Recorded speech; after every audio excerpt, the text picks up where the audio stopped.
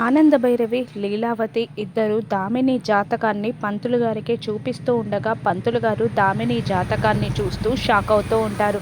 అప్పుడు ఆనందభైరవి ఏమైంది పంతులు గారు అని అంటూ ఉండగా ఒక్కసారిగా పంతులు ఇలా చెప్తూ ఉంటాడు. ఈ అమ్మాయి జాతక ప్రభావంతో కుటుంబంకి తీరని శోకం వాటిల్లే ప్రమాదం ఉంది అని పంతులు గారు చెప్పగానే ఆనందభైరవి, లీలావతితో పాటు దామిని కూడా షాక్ అవుతుంది.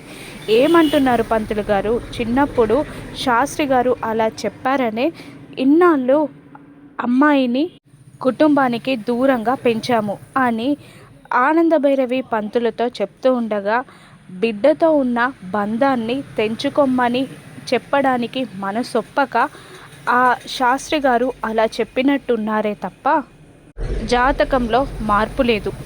ఆ అమ్మాయి తల్లికి దూరంగా పెరగాలి. లేదంటే కుటుంబం కటిక చీకటి పాలవుతుంది. కుటుంబం కటిక చీకటి పాలవడం మంచిది కాదు. అమ్మాయిని తల్లికి దూరంగా పెంచండి అని పంతులు మళ్ళీ మళ్ళీ చెప్తూ ఉంటాడు. దాంతో దామిని షాక్ అవుతుంది.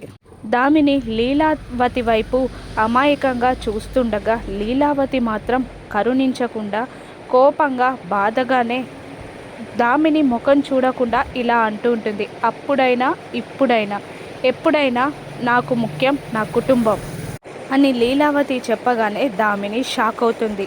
దామినిని ఇంటి నుండి గెంటేయడానికి చెయ్యి పట్టుకొని బయటికి లాక్కెళ్తూ ఉండగా అక్క అని అంటూ ఉంటుంది ఆనందభైరవి.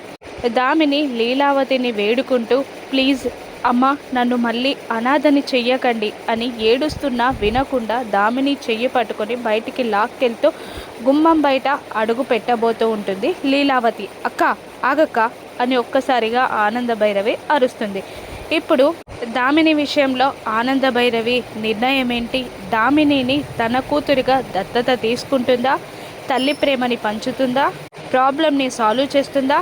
రాను ఎపిసోడ్స్లో చూద్దాం. Thank you for watching.